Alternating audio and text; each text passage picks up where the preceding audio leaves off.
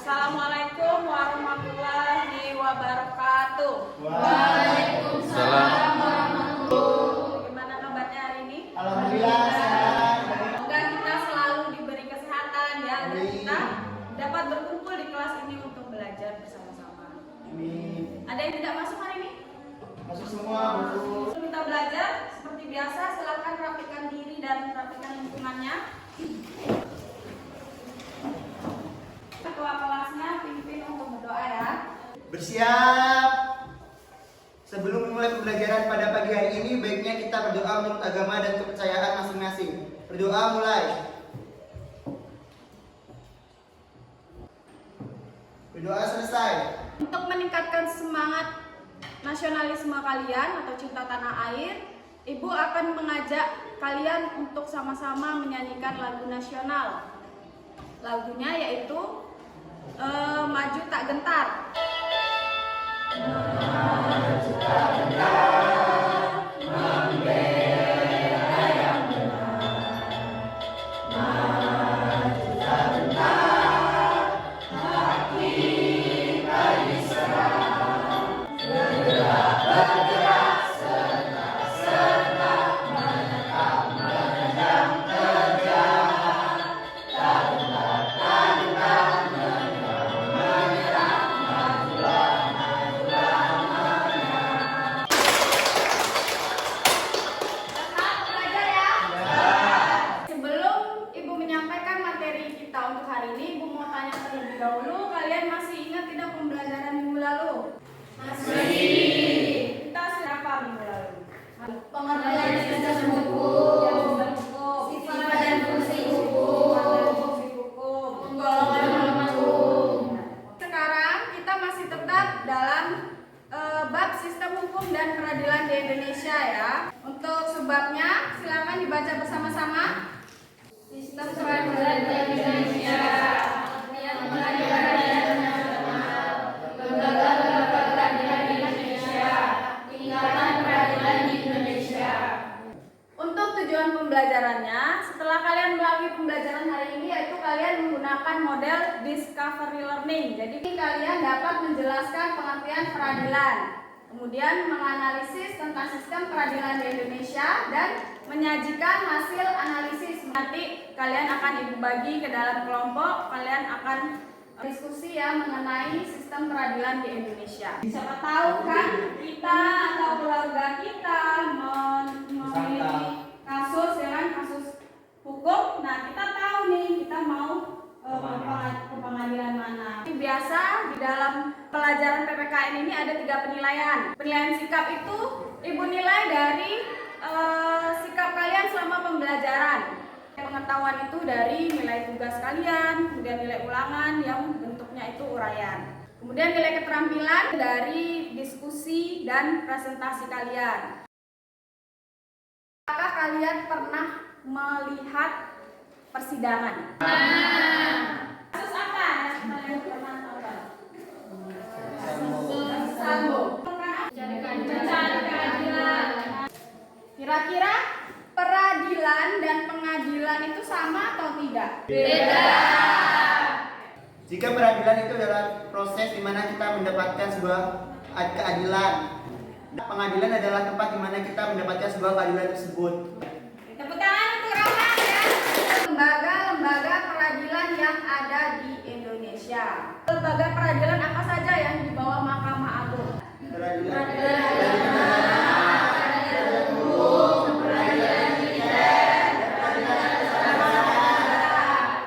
Ada yang ditanyakan dari materi kita? Saya, Bu. Ya, silakan Rahmat.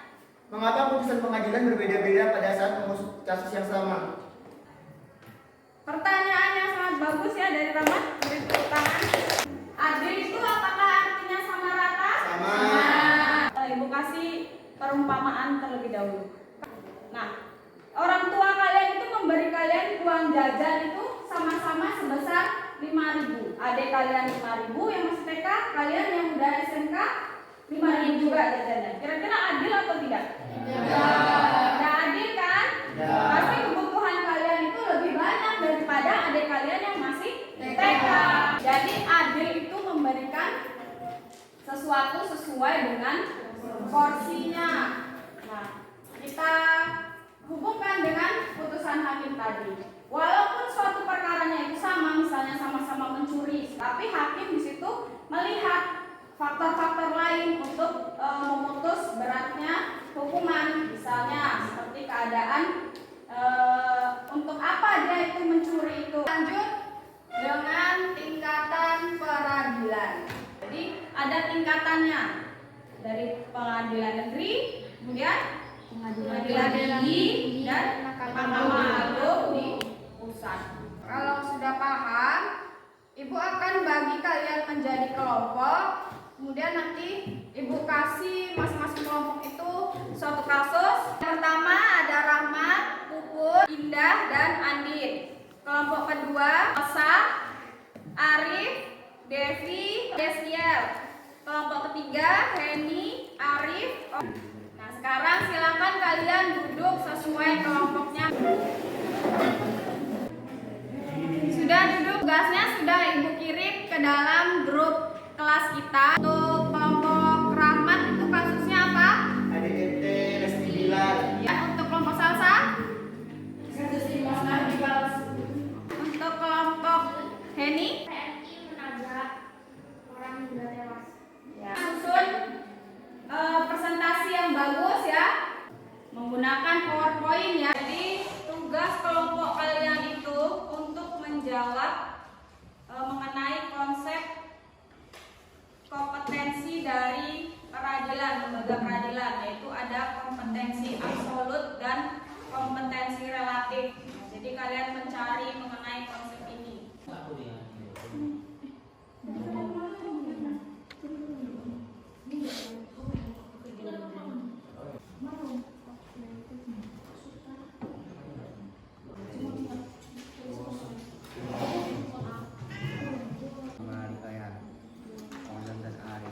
Nah, soal itu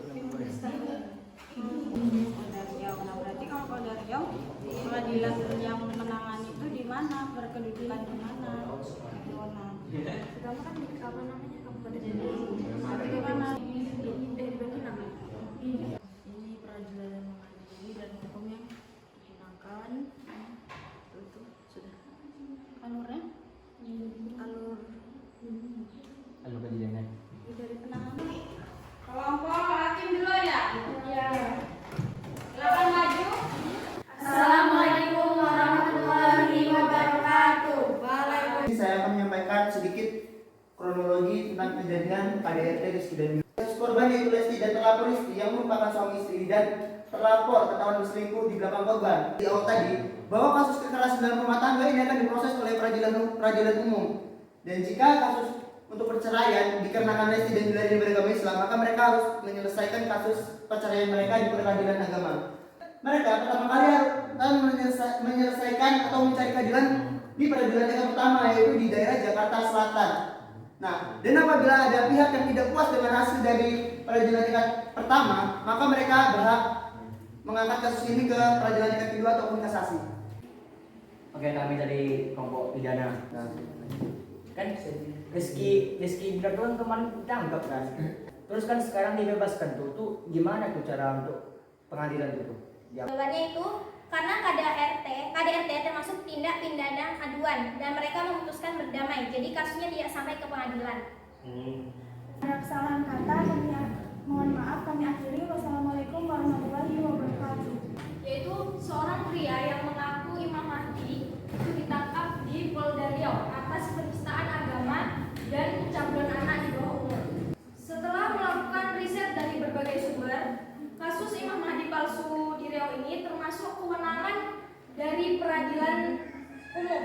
Dalam kasus ini, dalam tindak pidana penipuan. Selain itu, pelaku melakukan tindak pidana pelecehan. Hukum yang digunakan dalam kasus ini itu adalah hukum pidana. Bella, kami dari kelompok jaksa dalam penyampaian materi kali ini, apakah teman-teman sekalian yang bertanya? Pertanyaannya adalah, kan tadi kan berbicara soal korban, tadi kan ada banyak korbannya dia tuh. Nah, dengan banyak korban itu apakah hakim bisa menambahkan hukuman bagi tersangka atau tidak?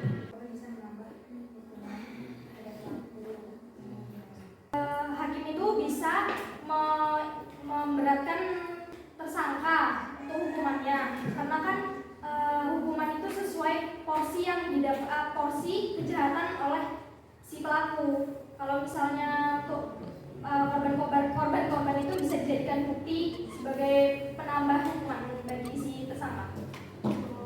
Berarti itu bisa jadi bahan pertimbangan untuk hakim memutuskan hukumannya. Assalamualaikum warahmatullahi wabarakatuh. Kami di sini akan mempresentasikan tentang kasus TNI Buang 2 Sejoli. Begini ilustrasinya, tentara menabrak orang dibuang ke sungai. 3 anggota TNI itu yakni Kolonel Infanteri P. Kolonel Gorontalo, Kodam Merdeka, Koprat 2 DA, Kodim Gunung Kidul, Kodam Diponegoro, dan Koprat 2 AH, Kodim Demak dan Kodam Diponegoro. Nah, untuk pendidikannya mengenai tentara ini berbeda. Misalnya kan kalau kayak pembegalan, maling kan itu polisi kan. Tetapi kalau tentara ini kan udah militer, jadi yang menanganinya itu polisi militer dan auditor. Artinya untuk yang mengadilinya bukan seperti kayak hukum pengadilan yang umum, tapi ada hukum khususnya karena mereka ini seorang militer. Nah, pengadilan yang mengadili atau yang berwenang atas perkara ini merupakan lembaga peradilan militer. Hukum yang digunakan pada perkara ini menggunakan KUHP M, kemudian pidana mati, pidana penjara, pidana kurungan, dan pidana tutupan serta pidana tambahan berupa pemecatan dan dari dinas militer. Untuk kelompok yang lain apabila ingin bertanya atau memberikan tanggapan dipersilakan. Tadi kan pelakunya ada 3 orang kan? Ya. Jadi tempat penugasannya itu berbeda-beda. Ya. Nah, jadi pertanyaannya, pengadilan militer di daerah mana yang berhak mengadilinya? Pertanyaannya tadi kan ada 3 orang tentaranya itu, tugasnya masing-masing kan, daerah masing-masing. Jadi di mana pengadilan dilakukan kan? Mereka tidak Di tempat dia bertugas masing-masing. Misalnya kayak contoh ya, yang tentara AB nih tugasnya di Solo, jadi di ngadili itu di Solo. Tepuk tangan untuk kelompok. Kesimpulan dari hasil presentasi kalian, siapa yang bisa menyimpulkan? Kesimpulannya gini Bu, rasa bosan Bu. Kan kewenangan dalam pengadilan itu, dalam mengadili perkara itu berbeda-beda, tergantung tempat dan ini Bu, tergantung kasusnya juga Bu. Jadi apa yang kalian presentasikan tadi itu untuk menentukan kompetensi absolut dan kompetensi relatif dari pengadilan mana yang berhak menangani suatu perkara ya. Balik ke tempat duduknya masing-masing.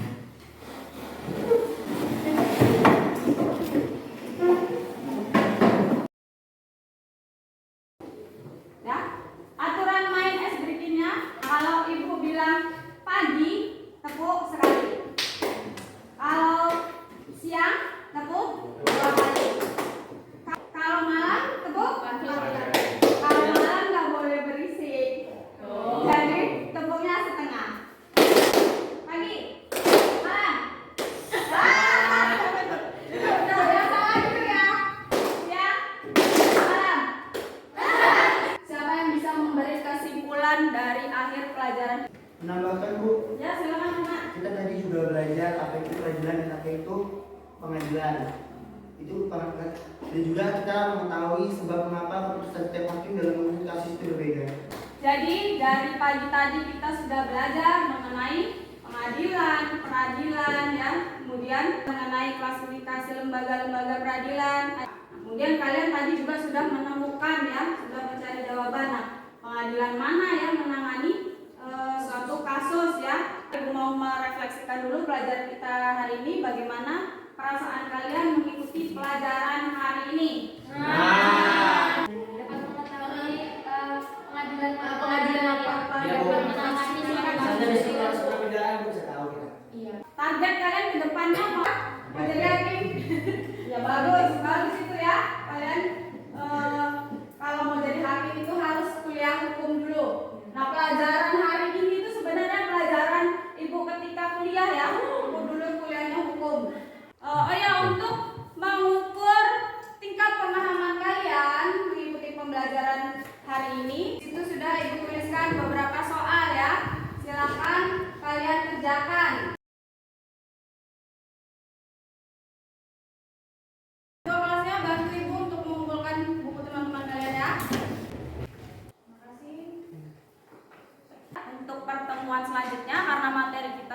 habis, berarti minggu depan kita ulangan ya. Bersiap. Sebelum kita mengakhiri pelajaran pada pagi hari